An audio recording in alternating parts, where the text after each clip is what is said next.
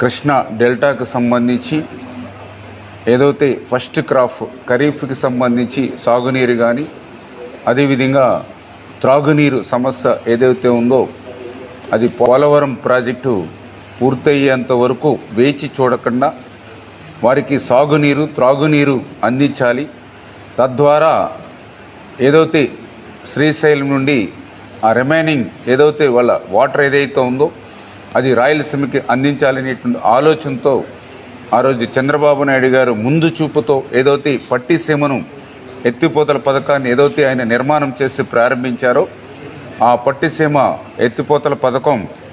మరి రేపు 3వ తేదీ జూలై 3 రేపు ఉదయం 7:27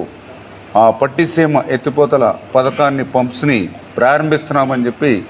ముందుగా మీ అందరికీ కూడా తెలియజేసుకుంటూ ఉన్నా. అదేవిధంగా ఏదైతే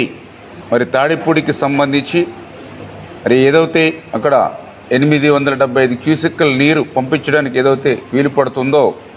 దాన్ని కూడా రేపు తాడిపూడిని కూడా ఎత్తిపోతలను కూడా ప్రారంభిస్తూ ఉన్నాం.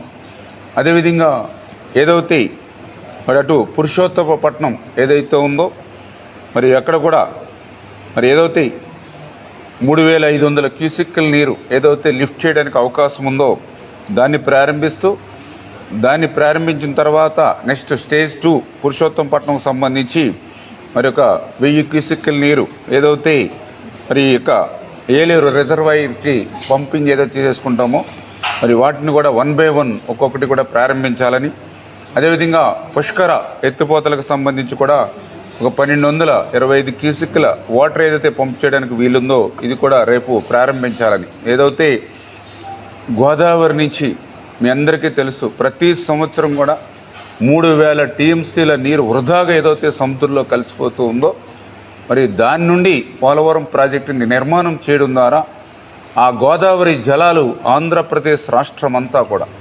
అటు ఉత్తరాంధ్ర నుంచి అటు రాయలసీమ వరకు కూడా గోదావరి జలాలను ప్రవహించి ఆంధ్రప్రదేశ్ రాష్ట్రాన్ని భవిష్యత్తులో ఒక కరువు రహిత రాష్ట్రంగా మార్చాలనేటువంటి ఆలోచన ఏదైతే చంద్రబాబు నాయుడు గారికి ఉందో మరి ఆ కోరిక ప్రభుత్వం 2019లో కంటిన్యూ అయ్యి ఉంటే 2020కే మనకి పోలవరం ప్రాజెక్టు పూర్తయి ఉండి ఆ కళ నెరవేరేది. దురదృష్టవశాత్తు 2019లో ప్రభుత్వం మారడంతో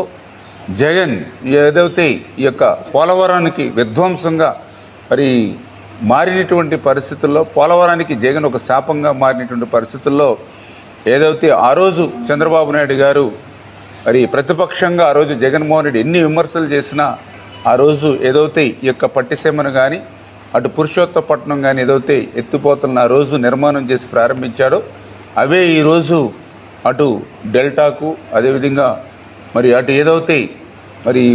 ఏదైతే పురుషోత్తపట్నం నుంచి మరి అటు ఆయుకట్టుకి నీరు అందించడమే కాకుండా ఏలేరు రిజర్వాయర్కి నీరు ఇవ్వడం ద్వారా ఉత్తరాంధ్రకు సైతం విశాఖపట్నం స్టీల్ ప్లాంట్కి కానీ అదేవిధంగా విశాఖపట్నానికి త్రాగునీరు అందించడంలో కానీ ఇంత బహుళార్థకమైనటువంటి మరి ప్రయోజనాలు ఉపయోగాలు కలుగుతూ ఉన్నాయంటే ఆ రోజు చంద్రబాబు నాయుడు గారి యొక్క ముందు చూపు అనేటువంటి విషయాన్ని కూడా మరి సందర్భంగా తెలియజేసుకుంటూ ఆ రోజు నేను కూడా అసెంబ్లీలో ఉన్నాం 2014-19లో. ఆ రోజు కూడా జగన్మోహన్ రెడ్డి అసెంబ్లీలో మాట్లాడేవాడు పదే అది పట్టిసీమ కాదు అది ఒట్టిసీమ అని. కానీ ఈరోజు ఆ పట్టిసీమే ఈవేళ ఆంధ్రప్రదేశ్ రాష్ట్రానికి పర్టికులర్గా కృష్ణా డెల్టాకు ఒక బంగారు సీమగా ఉన్నటువంటి పరిస్థితి.